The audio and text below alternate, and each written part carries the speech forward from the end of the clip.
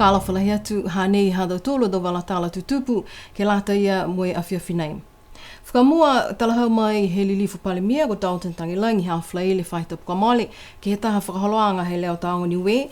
Ko sei tuai ke kamata e tau whakaholoanga o whenonga ki New Zealand kai nā kai no nofu pui.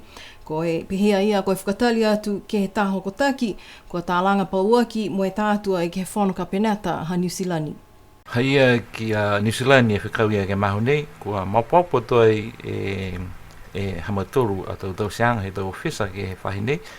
Ko e mana ke alauturu ke he tālanga he pepa, ke tātua e ke alauturu a whono iki pūle mai whakamulianga he whikau nei. Ngā hua dumau e tau whisa tauri he umai he tau kamore hoko mai ke he mahotunu nei si haia ki alauturu ke he mahu nei tonga ni hako whakatutala mo ia e takitaki ke he ahu ni awhi a mana ki whuki nei ke mua mawhisi ange whuki e pepa i garata mo e whakamuri ang.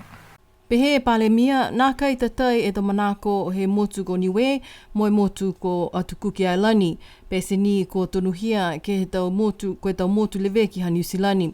Ko e tau manako he atukuki ai lani ke whakaata e tau puhala whenonga vēwa, nā kai whai pui ke tau whāhine ua.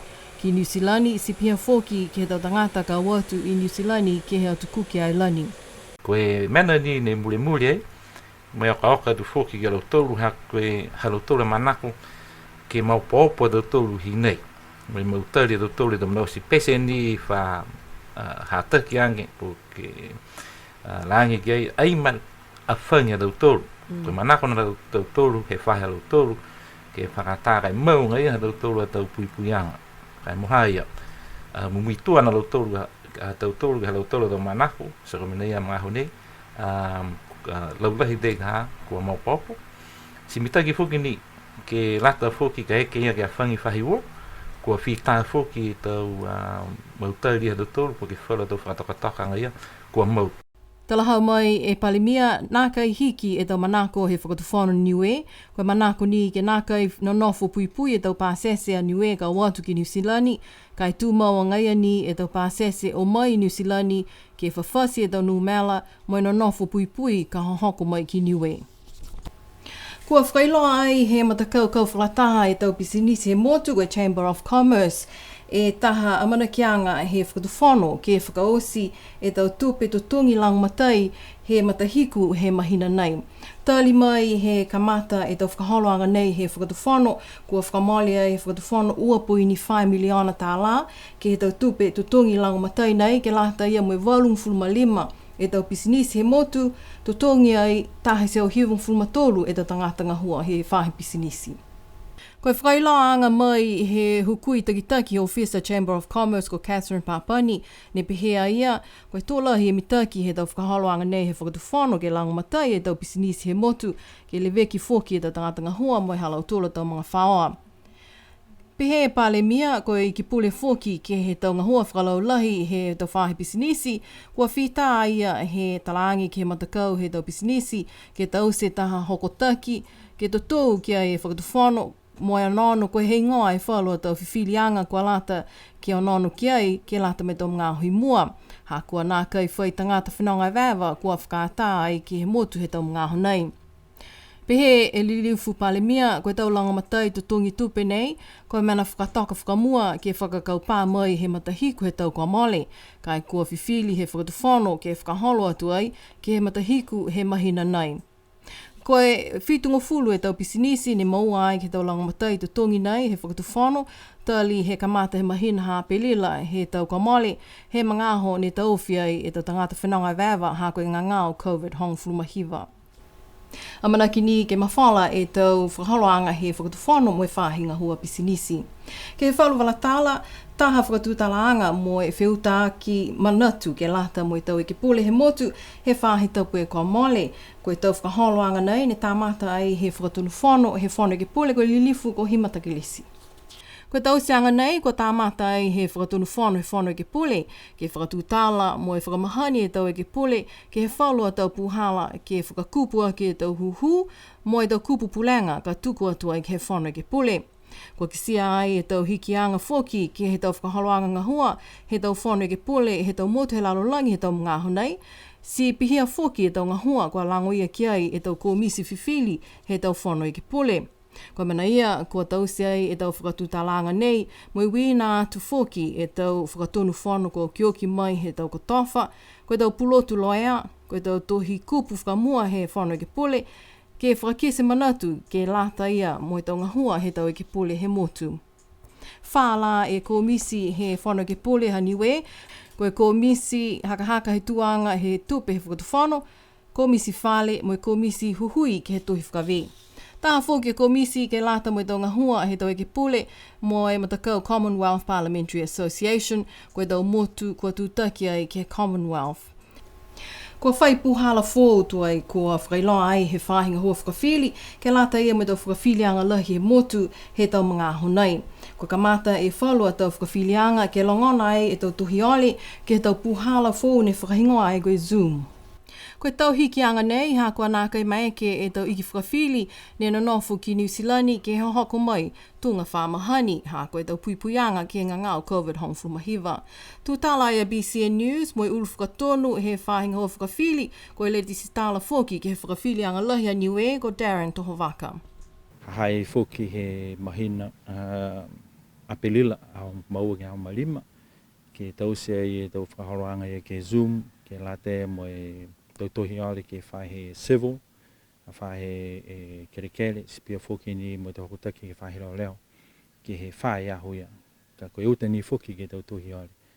Pia ni whoki ke tau whakaroanga ne whakahoko ki loto he motu, tau whakawhili komisina, tau komisina whakawhili ke whahe kerekere, whakawhilianga kerekere, tu mau ni ke whakahoko loi tōru ke mga kua whakatokatoka, si pia ni whoki tau whakawhili, tau komisina whakawhili mo tau ihi whakawhili e mawhala.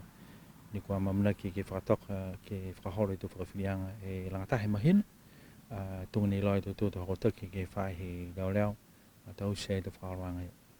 Koe manaulehi ne manaka matauri ke loi tau tangata tumau ni ke whakahoko tau whakawhilianga, ko ki tau puhala nei mne ke kisi ki ai mo e whakahoro ke e mana kua lata. I lalo hefo e tau whakaroanga he COVID-19. Pehe a Tohovaka, oi tūmau anga ia e tau ngahua he whahe whakawhili, mo e whakahoko tūmau e tau whakawhilianga ke motu he tau mahina takitaha. Kai mitaki ke kumi atu tūmau ke ofisa whakawhili whanua kola ke maua e whalua tau whakailoanga mo e whakamāmaanga mai he tau ofisa ngahua. Kua tolo atu ai e tau tangata me tau matua he maanga ko liku ke he whale tolo he maanga he pungipungi ha whalaile he whahi tau pukua mole ke lata ia mo e taha whakamolianga mo e whakamunuina he taha pepa whakatoka ngahua ke lata ia mo e tau whakaholoanga pui pui ke he wauhi ko huwalu. Koe tau whakatoka ngahua nei ko puto ia e tau maanga ko liku mo ha kupu. Ne whakamatala e taki he tu whono maanga haliku ko tasi pulhetoa ke whakaue atu ki a lau tolu e tau matakau kua langamataya e ke whakatupe e tau seanga nei.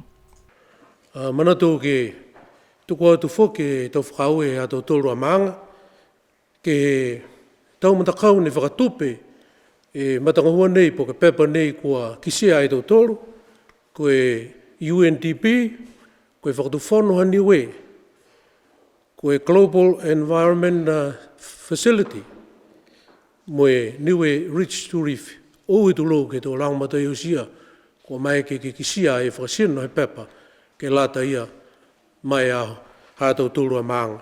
Ko whakamatala e whoki e ulu whakatonu lahi mai patanga he tau whahinga hoa tufungasia he whakatu whono, ko e pulotu ko Dr. Josie Tamati. Hako manako e whakatu whono po ke whahinga hua i nei he project nei, ke ngā hua uloa. Hai e tau maanga, e tau mena kua mahuinga ni ke tausi ni he maanga, ka hei. Hai e tau mata ngā hua ke kolata ke whai matutakianga, ke ngā hua uloa. I loa mitoro he taha pepa, he pepa ni e toka e he palana. Hai e me taha matakau ni whalawhala ke koe foundation. Hako i loa tau tōru na longa tau ngā hua, kua hala tōra tau manako ke tukulo te pepa, lahi e tau mga aho koe tau tupe ke whakangahua. Koe tau tangata ke whakangahua. Si hai e ta kakano ne kua I toka hi lote peapa matakau ni ngō ke foundation. Ke foundation ke lata tonu te tangata he maanga ko haini he vipi he maanga liku, me maanga hakupu, ke nonofo uloa, piha fuki ni whakatawhanu ke ngahua me lang matai. Ko whakatawhanu ke lang matai. Moe umoi tau ngahua ke lata moe leveki, moe pui ha tau taula takai motu. Ko whita a hakupu he whakangahua. Tolunga furu e awhi ne ko whakataka pauaki ai ke lata moe ke whakaonga ke lang matai e tonga hua he pepa nei. Tōla he mitaki he tau whakaholoanga ia he tau maanga ko liku mō hakupu. Ke whalu walatala whoki, kua whamoli mai he ulu whakatonu lahi he tau whahinga hua lahi he whakatuwhano Ministry of Infrastructure ko Andre Siohane pihia ia koe malona ke he lo nisi tawhi he moana he whakatuwhano kua mau mo e maike ai ki whakangahua ke he wakatonga ka amana ki ai ke hoko mai he mama he aho pungi. Talahau mai e Siohane koe tau le kua nei ne tupu ai he mga aho ne lali ke liua ki atu e tau ngasi container ke he wakatonga kua mole. Mo e whōanga ia e tangata kua whakaholo ke he mga aho nā ai si pēa e lo nisi ke he uluulu. Talahau mai e ia i loa whuke lau tolu e tau mana kua tuhia ai ke he tau social media. Mo e pēa ia nāka i mitaki ke tau sipihia, ha koe tau puipuianga ke he tau whakatuwhano, he tau tangata ngahua whakatuwhano. Kai kua whiawhia ha kua maeke ai he whahinga hua ke pili mo i sivi, e tau malona ia he māmhea hoi ne awhi, mo e kua mawhala ai ke whakangahua e lo nisi tawhi he moana a pongi ka hoko mai ai e wakatonga. Ke whakausia ki hatau tūlo tau walatala tutupu mai a whiawhi, koe aho whaiumu he whahi tau pukamole, ne whakahoko ai e tau wheua whetoko laka pi tau amo, lalawhi e tau matakau tāne mo e tau whiwhine, whakahoko ai ki Paliasi, kau tū ai matakau ha awasele taha, e whetoko ai whainolo, mo e matakau ha tuapa. Toko hongo flumaua e tau matakau ne kua whetoko ai ke he ua e tau weweheanga, koe pool a, ne kau tū ai awasele mo tuapa teacups, he pele ai mo i tau matakau ha Alofi Rebels, Liku, La Kapa, mo Tamakautonga. Koe Pool B, ne kautua i tau matakau ha Alofi Marcos mo Hakupu, he pele ai mo i tau matakau ha Mutalau, Tuapa Teapots, Alofi Blues mo Awasele Ua. Pele ai a Tuapa mo Alofi Marcos he semi-finals mo i kautua ai a Tuapa Teacups. Kai whetoko ai a Hakupu mo Awasele Taha, si kautua ai a Awasele.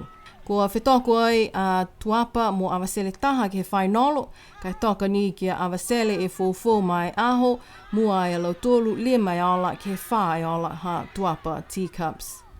Koe whahi tapu nei, aho whaiumu kua mana ki ai ke whetoko e tau matakau he Mixed Masters, ko lautolu e tau whiwhine mo lea e ua fulmafitu e tau maui, mo e tau tangatane kua mo lea e tolunga fulu e tau. Sipihia e tau walatala tutupu ke lata ia mo e awhiawhi nei. Tō liu ke matutaki he tau walatala tutupu he awhiawhi tuloto whakaperitania.